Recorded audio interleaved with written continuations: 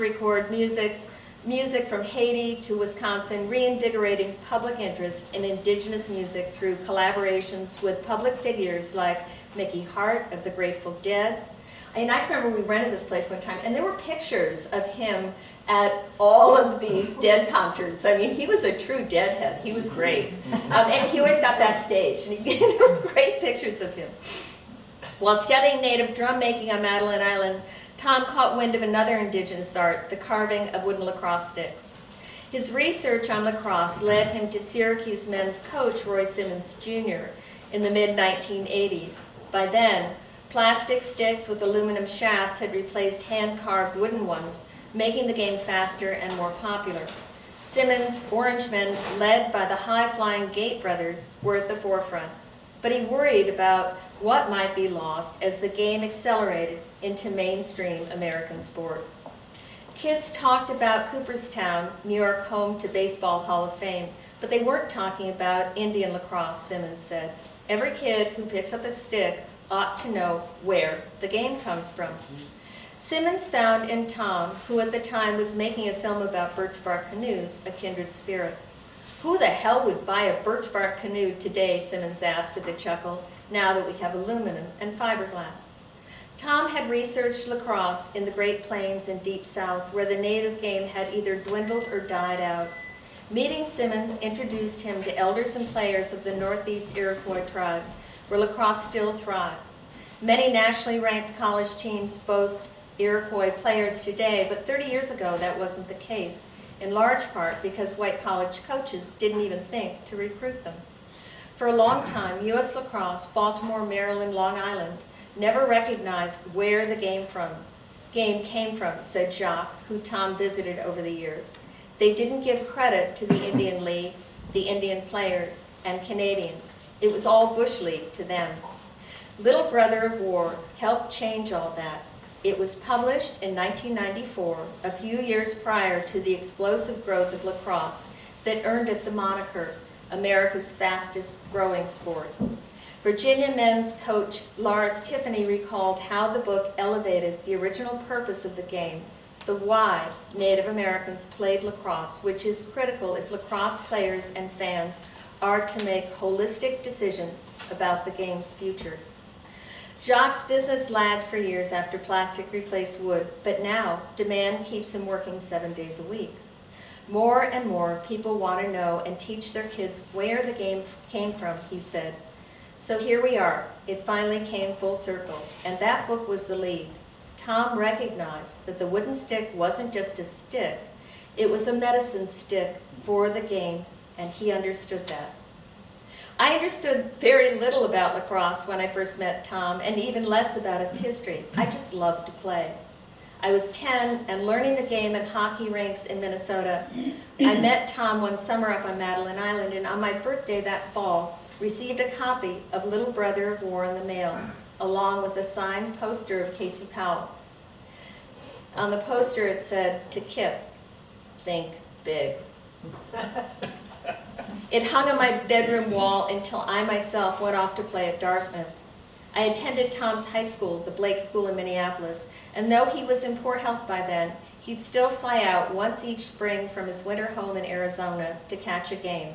After, he would give us updates on the Iroquois national team, try to persuade us to use wooden sticks, or at least wooden shafts, and would jot down a few of my teammates' addresses. Tom was a curmudgeon too. During the many years he lobbied Blake to start a lacrosse team, he complained to anyone who would listen about the athletic director's reticence about the sport. He was concerned that lacrosse might diminish baseball's number, which only riled Tom up more when Blake boys finally took the field in 2001, we quickly scooped up state titles and sent players to college programs like Whittier, Navy, and Yale.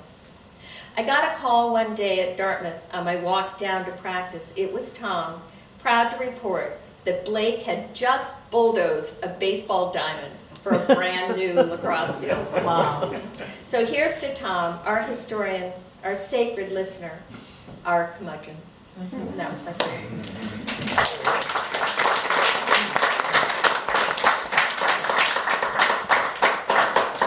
Thank you, Beth, and thank you, Lee.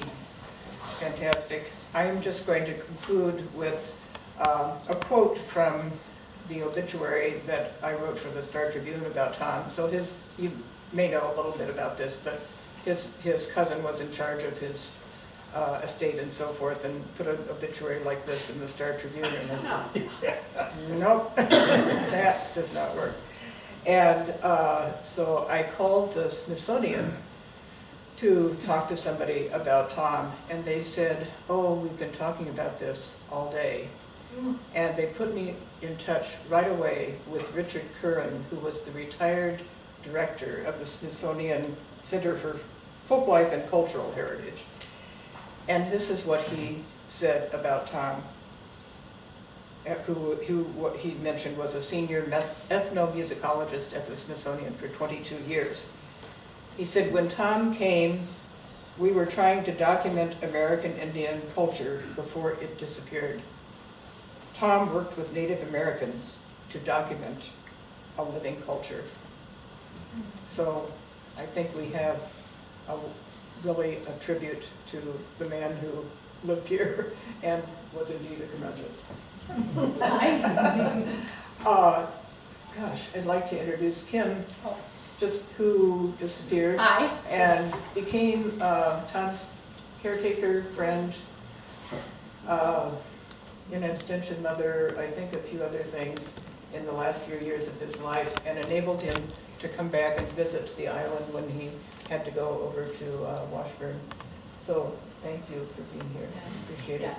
I do have a few things that I'll put out, pictures of Tom when he was a year old to the, here's him with Mickey Hart, and I have a lot of stuff that I'm not exactly certain what to do with, I'll be honest. So, and I'm sure it probably means a lot to other people, but I think that I probably learned the whole man as far as just little bits and pieces of birth, childhood. I have letters in here to share. I didn't have time to go through everything. But I have letters in here from his sister writing when he was in the military and when she was an ASS student, things talking about families that maybe I shouldn't share, from the chateau, and like people that visited and came every summer, and it's pretty funny to hear them be people and not be the teacher that he was, because he was a teacher all the time. And I feel like he definitely taught me. I mean, I was not at all, I don't think I'd ever been to a museum until Tom brought me in there. Like literally not interested at all, but have learned a lot in the 6 years that he's been gone. And learned a lot in the 4 years I took care of him. So. Well, thank you for coming. Appreciate it. And thank you, Mimi. And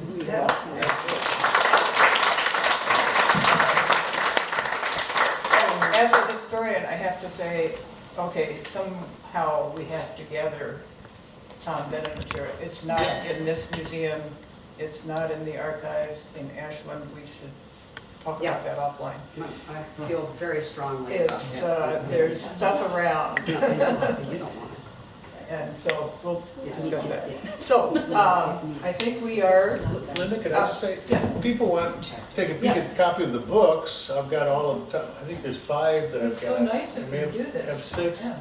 The video, Earl's Canoe, if you haven't seen it, it's just delightful. It's just great. And it literally, it's down here on the shoreline.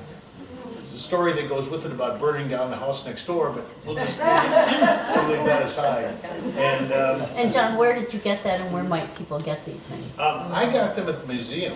I don't know if they're still at the museum or not, but I got them at the museum a few years ago. I'm sure they would be available online. And does anybody play piano? They could play the piano that Tommy Vennum played on for years, and before that his mother played this Steinway M series piano, which is now just about 100 years old.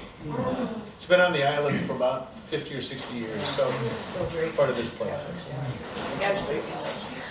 And I want to also, I want to have Laurel tell you about the other pop-ups, and then of course, we have a website, friendsofmim.org, And we have a very exciting event on July 13th when Dr. Anton Troyer will be here giving a talk about Madeline Island's Anishinaabe